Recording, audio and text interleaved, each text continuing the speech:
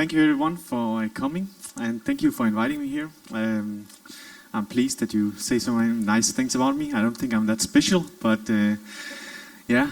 I work at Audiokinetic, and Audiokinetic of course make wise, and that gives me a lot of nice chances to talk about game audio with guys like you.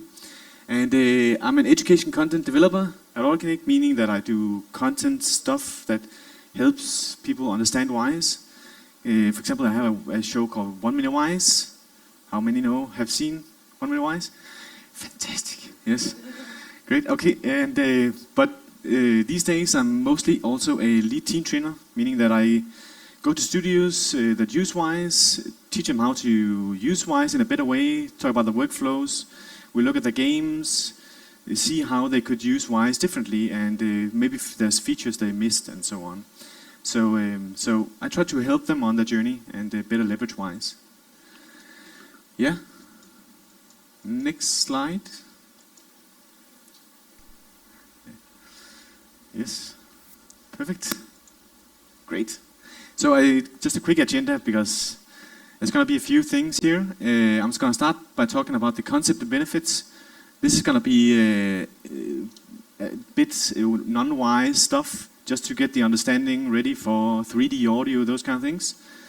Then I'm going to talk about audio-based audio in wise, like how we differentiate the things and the paths in wise.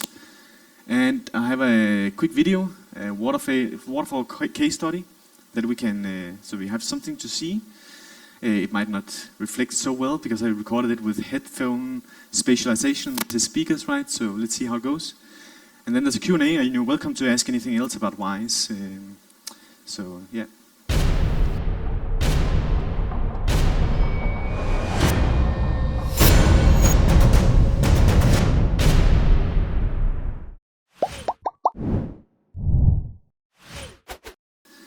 Okay, so first off, how audio objects improve spatial accuracy. That's the title.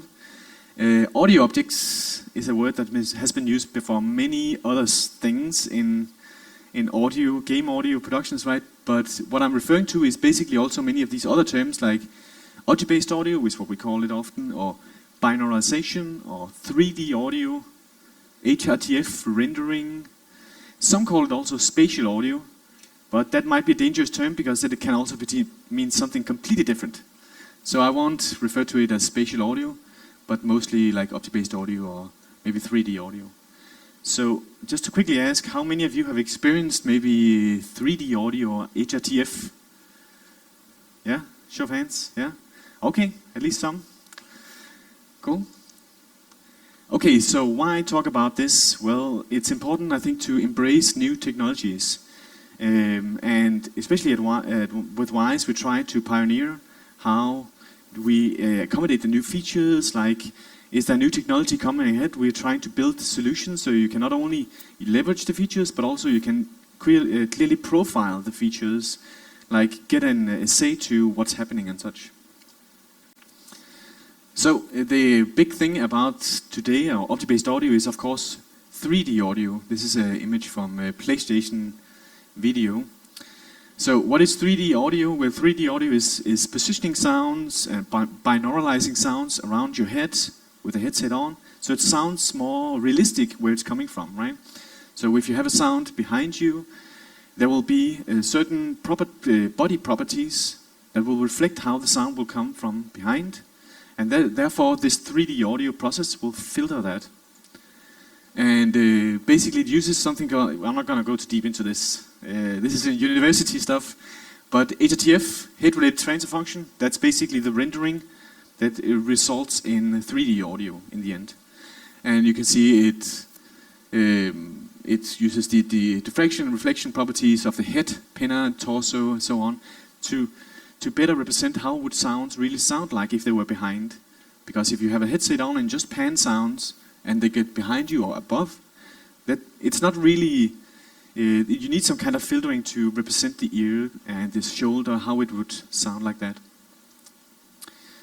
So 3D audio is soon going to be everywhere. It's already in many consoles, and I think okay, so maybe you don't necessarily need to learn about it at this given moment, but why not learn it right now so you know it for at least the couple of years ahead. Like, especially if you're in a game production that has a couple of years before it's out, I think more and more 3D audio is gonna become the norm. And if you look at, for example, consoles, already consoles have 3D audio built into it. Computers, there's Windows Sonic and Dolby Atmos for headphones on computers you can use. Even on Apple in-ears, maybe some of you have experienced that spatial audio feature. Yeah, exactly, yeah. And it basically is, if you have a phone with Netflix on, that you can kind of hear that the sound comes from that direction. It tricked me in the beginning, like, say, wait, did I actually turn on the headphones or not? Because it sounds like it comes from there, like a television and so on. So kind of a binarization from there, maybe a simpler one, but nevertheless. So it's starting to get here everywhere. And why 3D audio, why is it getting so popular? Well, one thing is that, for example, headphone sales are increasing a lot, but also who doesn't have a pair of headphones? So you can really get a super nice experience with just a pair of headphones instead of buying some expensive big speaker setup. So why use audio-based audio in your game productions? Well, I will take you through some benefits and problems, at least 3, just to demonstrate why it's important to account for it. Maybe the first one and maybe the most important one is maximize spatial accuracy. So let's take a hypothetical problem. This is not the actual problem, but it's just to play with the thought of it. Say we have these 4 speakers here, or the 4 channels. This is our output. And we have 2 sounds. We have 1 sound, 4-channel ambience, and a 1-channel bird sound that is positioned in our space here. Because that bird sound is not direct channels, it's positioned somewhere, it will get put mostly in one speaker and less in another speaker to represent where the sound is coming from. But here comes the first problem, and that is that when you send this stuff to the 3D audio, you have 4 channels, and the sound of this bird is tied into those channels. You cannot take it out afterwards. It's baked into these channels. So you have the channels here, right? You send it to HRTF. You only have a 4-channel thing you send to HRTF, and you can render HRTF based on that. But HRTF is not maybe it will give you an okay result, but it will basically only know about the 4 positions and then render HRTF based on that. So it's not going to be necessarily very precise. It only has these 4 channels. So instead, let's imagine that we instead have a speaker that we put at that position, and that's where we play the bird sound from. Well, in that case, you would have a very precise playback from that bird at that location, but the other channels will just play as they should be, like enveloping you with ambience, and the other more sound that requires more precision is right there. Well, in that case, if we send those channels separately and the other speakers separately into HRTF, the HRTF will now have it separately and be able to really process it coming from there, meaning you'll get much more precision into your 3D audio.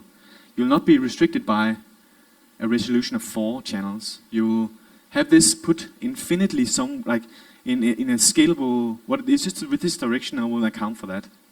So that's actually how we should think about sending our sounds to 3D audio. We need to think about like sending channels, but the sounds that need that additional precision, or the best possible precision possible, we send those separately as audio optics. So what is audio optics, or we call it system audio optics? Well, it's an audio buffer accompanied with metadata. And you see here the metadata itself. It could be position, distance, azimuth, elevation, focus, spread, those kind of things. And so you don't necessarily, with these audio optics, when you send an audio optic, the sound engine doesn't necessarily render where the sound is, but you just pass on the sound to the endpoint, could be the PS5, And then the PS5 looks at it and, okay, so I need to position it here, with that elevation, with that spread, that so on, and is much better at giving that directionality because it's rendering this HRTF. Another benefit is hardware. Already now, a lot of consoles have built-in audio decoders in them. For instance, wow, you can almost not see the Xbox Series X here. You have a PlayStation and the Xbox Series X. Both of these consoles now have audio decoders that you can send stuff to and let that process your sounds. So back before, when you didn't have these things, everybody would just share the CPU and GPU. And you probably on your audio team fight a bit about with graphics team maybe on how much performance can you take up to process sounds and how many concurrent sounds can you have in regards to how much your amount of CPU you can use. But because we have dedicated audio decoders now in these consoles, this is our stuff. They can't steal it from us. We can just send our audio optics and 3D audio to that device, a small chip in the device, and it will process our sounds for us. So it's also a way to make sure that, like, as sound designers, we have the possibilities to play a lot of cool sounds and dedicate ourselves to 3D audio. And here's an image from Road to PS5. But basically, I just want to show that this is for example, the chip for HRTF rendering in PS5. Some games that use spatial audio, object-based audio is, for example, Returnal or Ratchet & Clank, Sackboy or God of War.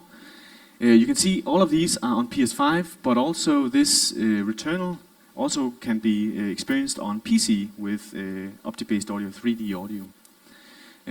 All of these are great games. So, but how many audio objects can I send then? Well, there are some lists, and here you can see there's a QR code up here if you want to scan it. Oh, you're not able to see that. Maybe I can just put this here. So the lists are in there, and there's some different numbers per platform here and per type of audio processing. But basically, just the important thing here is that even though you see like 220, the numbers have doubled since last year. So it's definitely something that is evolving quite quickly.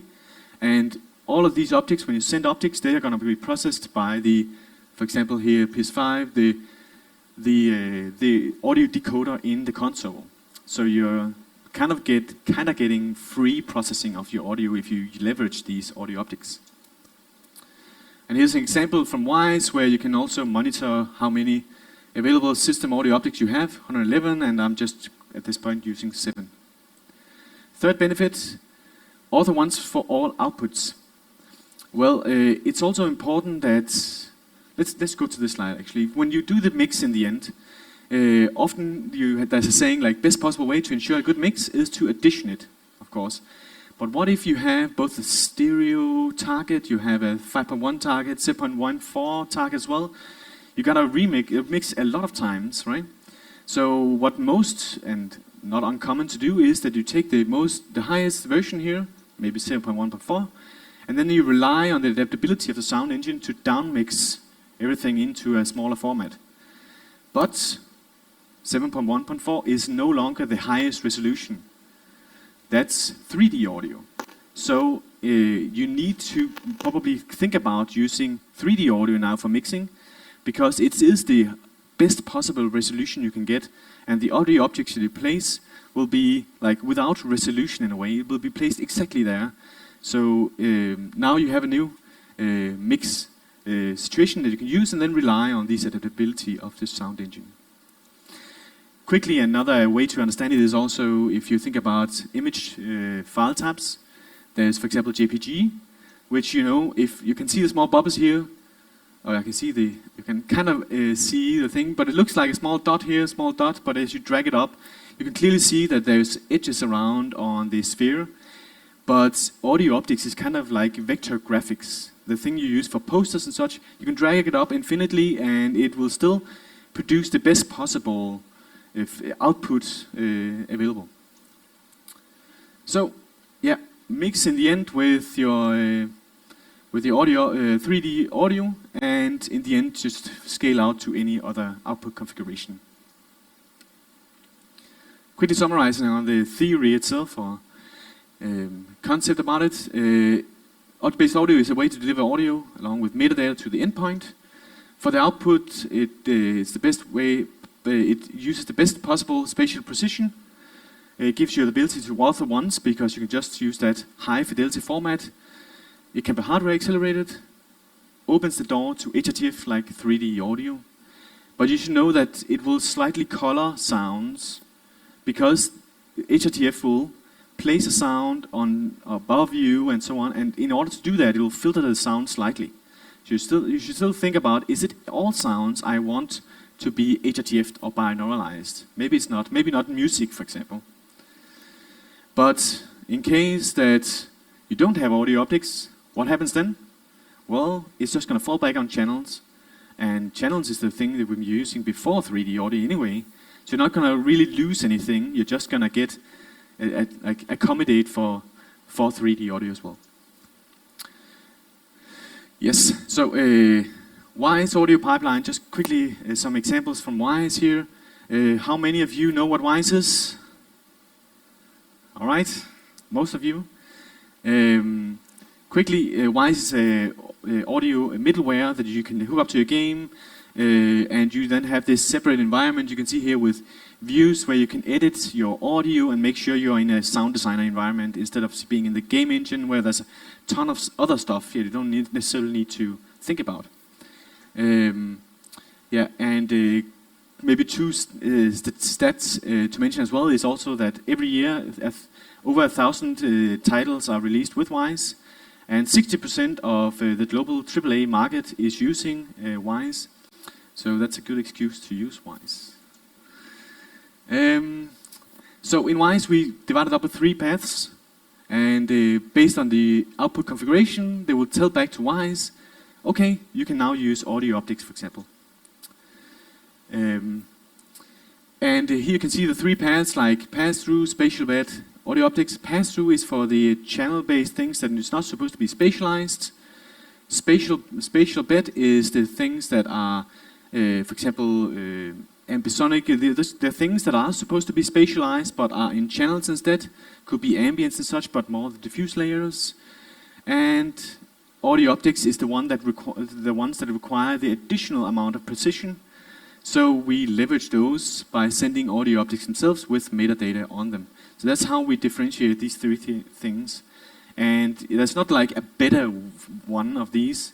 You most likely use all 3 in different ways with your soundscape. And then you combine it into a coherent mix in itself. So some quick examples of sound assignment. So near us or flat on top of us, you might have the pass-through. Here you could have, for example, music or UI sounds because you don't want to affect those with your HRTF. On the outside, you might then have ambiences and campfire and maybe some bird chirping. It's not supposed to be really have that high amount of precision, but just needs to be there outside. And we can send that as channels. And then in the end, we have the audio optics. That's the more vital things like footsteps. That's pretty important when the enemy is sneaking up on you to know exactly where that enemy is. Also, maybe a meteor falling down on you, that kind of position, it might also be important. So for the more vital things, and that's how you construct your soundscape. But that sounds like a lot of work, right? You need to assign sounds for each of them? No, because for example with WISE there is automatic output determination. So WISE will just go through and see, okay, does it have 3D precision? If not, well, it doesn't make sense to use audio optic for it. We'll just look at, okay, is it fit for pass-through? If not, main mix. So there's some automatic things here, and if you then need to override those decisions, you can still add certain metadata to the sounds and make sure that it becomes of a certain output here. For example, there's set it to main mix or pass through and so on. Can I prioritize my amount of sound? Say that I'm sending 500 and I only have available 200 audio optics.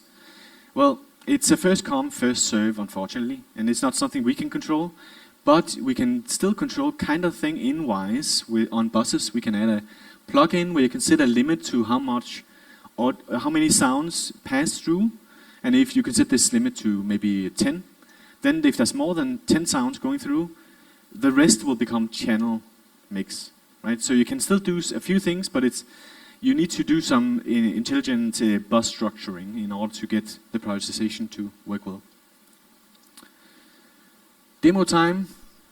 Okay, so here's a quick video on how to profile 3D audio. Here's the system. You see itself where it's with optic-based audio enabled, not at this point, but it will get enabled. I think actually we added the wrong video, but that's okay. We'll just use this one. And up here you can see the amount of optics, and here you can see a head soon with the related positions of the sounds. And yeah, let's just see it if we can see it again afterwards. So this is without 3D audio. And then down here I will add 3D audio or just Windows Sonic for headphones. You can see these meters switch because now you have channels, you have pass-through, and you have optics.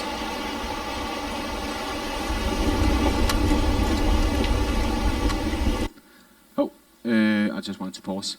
But notice in this view that there was each of the optics have each a mono channel, so this meter will scale up based on how many optics you have.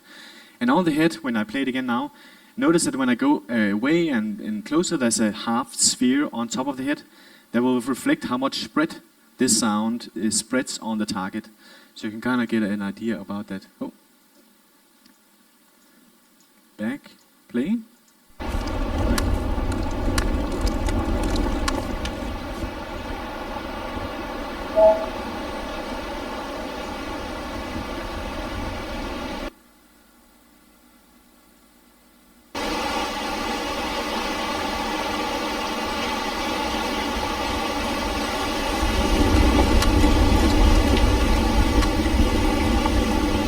See the audio optics and the spread on the head here.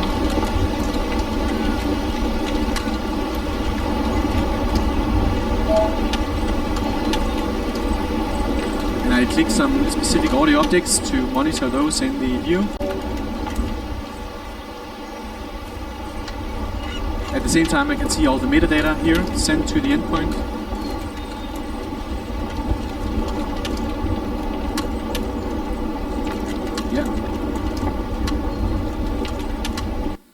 And you could also see some stats down here on how many audio optics is in use. But yeah, that's how you profile these things and see if how it reflects on the target and so on. Yeah. So, do you want to try it yourself? Go into the Audiokinetic launcher, go to Wise Audio Lab, download the newest version of it, toggle on Windows Sonic and try it out yourself, see how the meters are working and so on. That's also the Wise Adventure game. You can also use that for object-based audio. Yes, and here's a bunch of QR codes for stuff to learn more. A live stream. This is what it was when we announced the object-based audio. Damien Kasbauer does an excellent walkthrough of object-based audio as well. There's something about Dolby Atmos for headphones. Very good plugin for that. Hardware audio object limits. That's the one for the numbers. And there's a few 1 minute wise videos. This one is about sound positioning, just because I think sometimes it's nice to know that part before you go into object-based audio, but there's also something about object-based here. Oh, did I just change it when you took a picture there? I could hear. All right, phones down, okay. Thank you, that's what I had to say for now, but try it out yourself.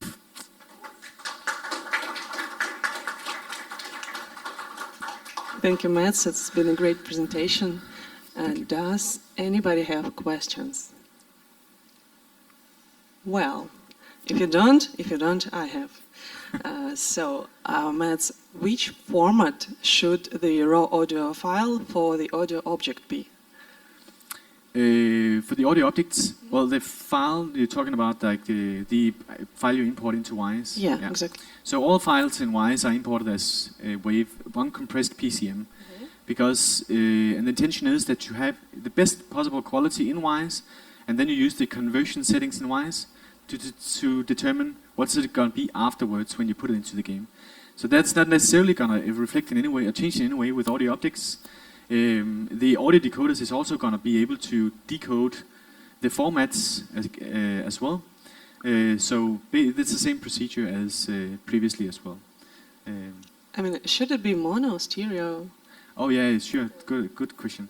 Okay, so for object-based audio, all sounds become mono sounds in the end. So when you send a sound, it might be a good idea to send it as mono because it will become a separate audio channel for each. If you, for example, send a 5.1 sound, it will become 6 different audio objects, right? So it's important that, in many cases, also in general game development, that you try for the sounds that are only positioned in a certain point to keep that as mono in many cases, unless you gotta get close to it, and you can maybe gotta spread it out around you. Then use mono sounds because it's way more performant too. Yeah. Good cool. question. Thank you. Thank you very much. Any other question? Wow. Yeah. I have a lot of questions here. So you are here, so I'm good. So as I am doing the mixing and the implementation on our Volcanoid game, besides producing the sounds and the music, I learned some of it on the in the work. And one of those things was the spread and using the spread. It's a Unity spread, so it's definitely nowhere near what Wise can do.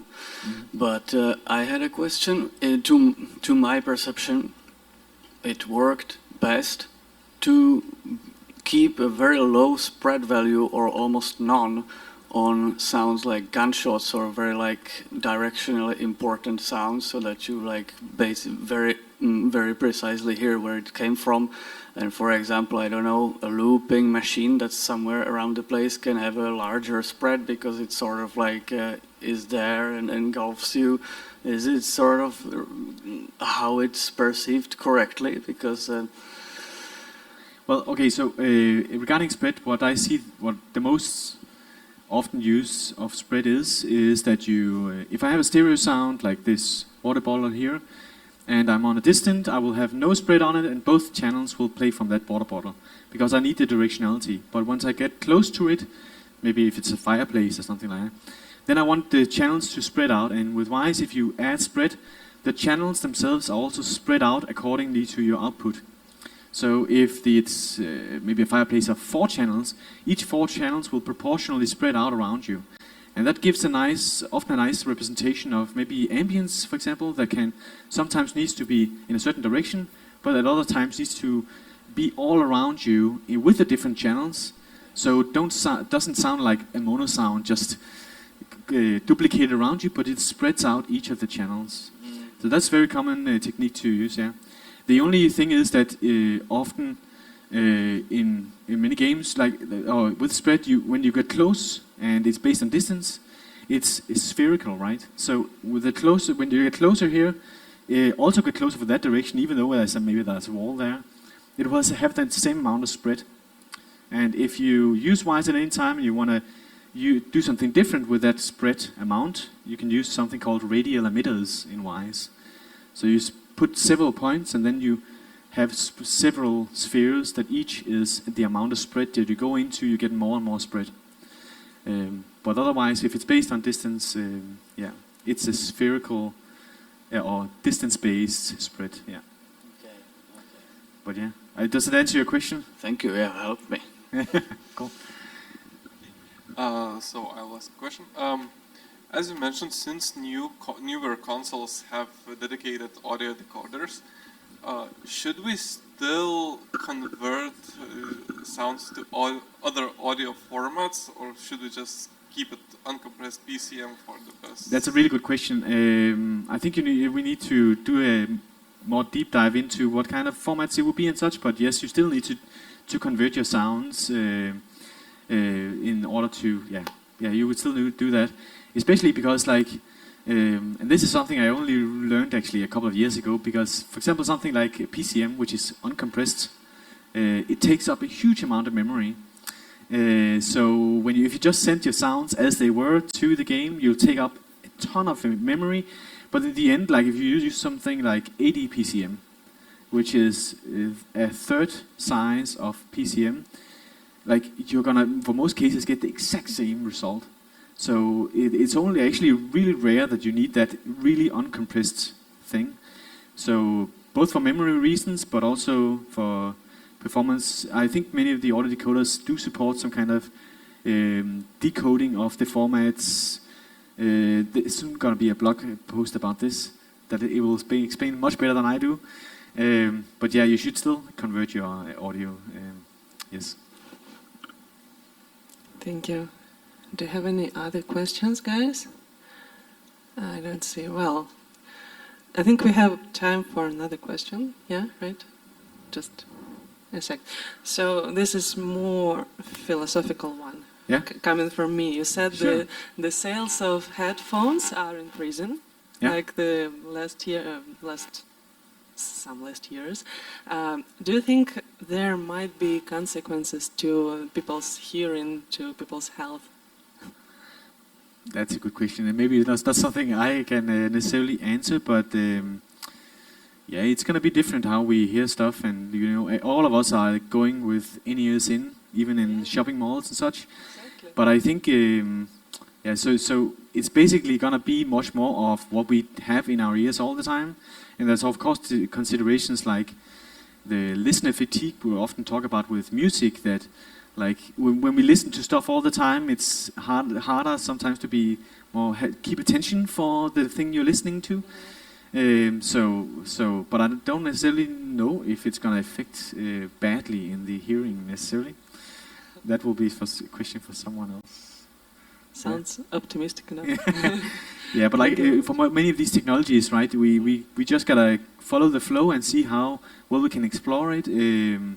There's maybe it sounds dangerous to have headphones in all the time, but for someone like me, for example, I also can kind of close out all the noise from anything else, so I actually have more energy for doing shopping, those kind of things, by having to close out audio, especially when you listen to audio all day, right?